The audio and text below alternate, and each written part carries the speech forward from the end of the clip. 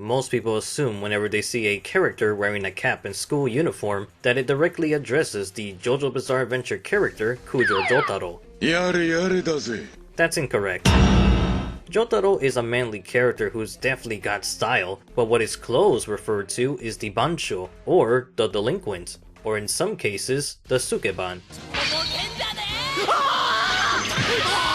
All of these labels serve to describe different types of rebellious juveniles often associated with gang violence. These types of people really did exist in Japan, but I had difficulty pinpointing a specific time period. Learning about these groups is also challenging since they tend to change their behavior throughout the course of history. An easy example of this is the idea of dyeing your hair blonde has become a modern form of delinquency, but even that seems to have become outdated. Another noticeable change are the initial negative influences have started to fade away from the public eye. In current times of the approaching 2020s, most of these groups tend to appear more frequently through fictional works of manga, anime, and sometimes gaming. Just like the greasers of America, these people don't exist anymore, and it's because of characters such as Tsurugi Momotaro, Akira Kongo, Ryuko Satsuki, and others that has diminished the criminal portrayal and instead transformed this subculture into an outlandish, exaggerated format, serving to fulfill the needs of unique protagonists. How real or how fake they are varies per series. Anime such as Great Teacher Onizuka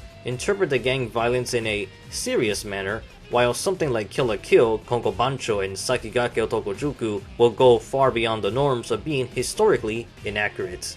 If you still want to know more, then stay tuned. Hi, I'm the Anime Hero, and I review anime so you can enjoy it. And this is not a JoJo reference, it's a Sukeban, Bancho, or a Delinquent.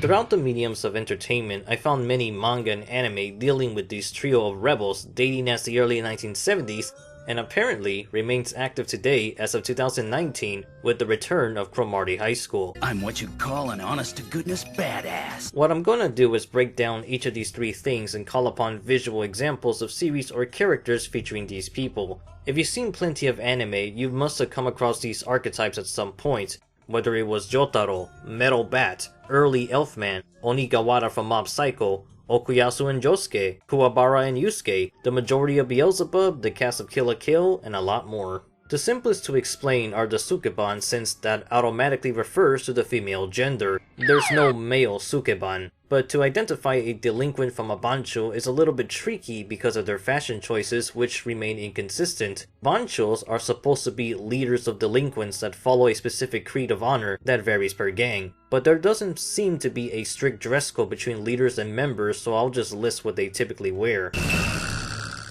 The default delinquent in Bancho tend to have their school uniform or a gakuran jacket button up or not at all. They may also modify their hairstyles, commonly with a pompadour, duck's tail, maybe a mohawk, or perhaps something else. Wearing a long coat with something written on the back is another clothing style. Sometimes they're dressed in all white. Wearing a headband, a cap, a mask, and geta sandals are also common features of the delinquent and banchos. There's also this bandage sash, which I don't know what the official name of it is. Please help me if you know.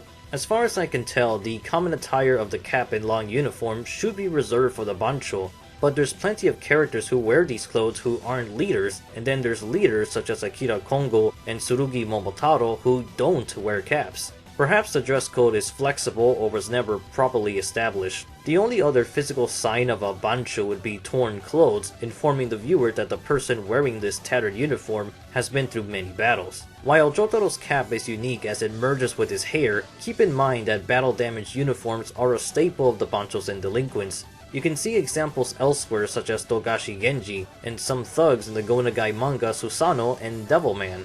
Admittedly, Jotaro seems to be the most well-known character who sports the open gakuran and cap combination look, which causes all of this confusion. From the top of my head, the only other characters who have a similar clothing style is the previously mentioned Togashi Genji, School Cat Masa and Kato Omezo from Ultimate Private High, and Yasuda Ippei from Ore no Sora. I have seen a few other characters here and there, but it seems that Jotaro has solidified his place as the most popular cap-wearing delinquent. Come on, tell me why you removed your stupid hat! In terms of attitude, Jotaro's pissed off behavior isn't exactly exclusive to himself.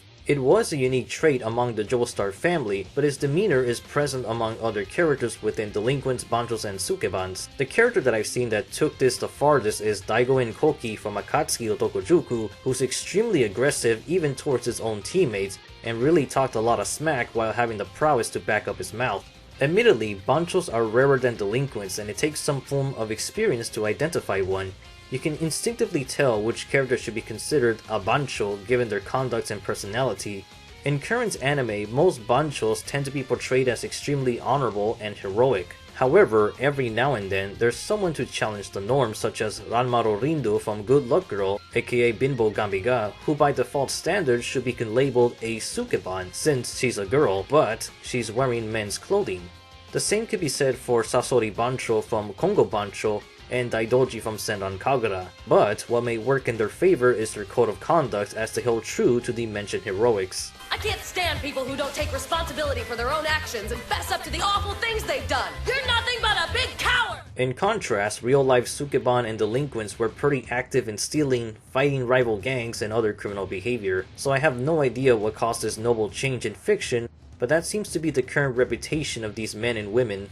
Traditionally, Sukeban are often seen with very long skirts, or none at all. From what I've seen in Japanese entertainment, they tend to alter their uniform and hairstyles, while very rarely seen with the open gakuran, such as the mentioned exceptions of Sasori Bancho and Ranmaru Rindu. The most popular Sukeban of modern times would be Ryuko Matoi and Lady Satsuki of Kill la Kill. In fact, Kill la Kill episode 14 and majority of the series is dedicated to the whole delinquent aesthetic. Ryuko's standard red and black uniform is based on the live-action Sukeban Deka series, which in turn was based on a manga from 1976. Sukeban Deka wasn't the first Sukeban manga, but is very likely the most popular among the Sukeban-related series. There's a video by Kenny Lauderdale who goes into greater detail on the influence Sukeban Deka had on Kill la Kill, which I'll be linking. Aside from Sukeban Deka, the other popular Sukebans I heard of were Hana no Asukagumi and Yachikita Gakuen Dochuki, but these series are extremely obscure in English format. However, Sukebans seem to be having a small resurgence since 2013's Kill la Kill, with the release of 2015's Kurenai Onajuku, a gender-swapped sequel to Sakigake Otokojuku, and through 2016's Rokudo no Onatachi.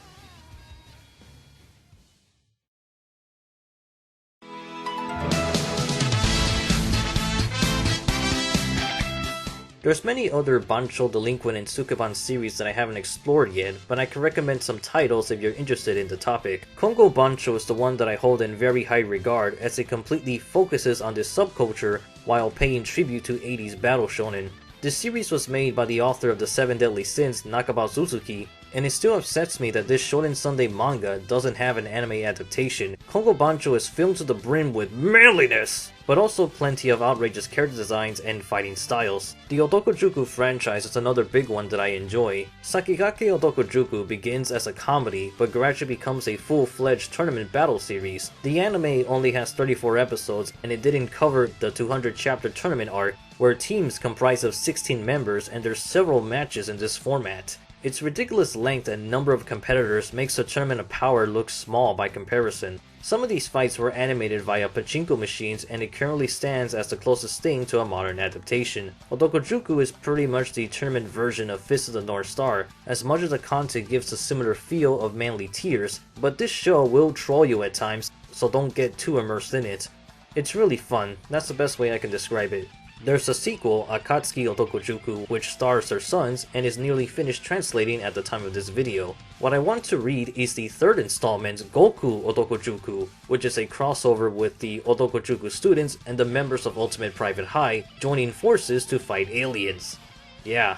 Rokudo no Onatachi gives the impression it'll be a harem series, but it quickly gets a lot better than that. Currently, this modern manga holds its place as a tribute to older shonen, as seen with their talks of becoming a man, friends wanting to help each other through the toughest of times, and obviously, all the delinquents and the overpowered Rana. And here's the other stuff that I haven't had time to talk about. There's certain series I need to explore for a longer retrospective about these types of characters, such as Tenjo Tenge and Beelzebub, which I haven't seen or read.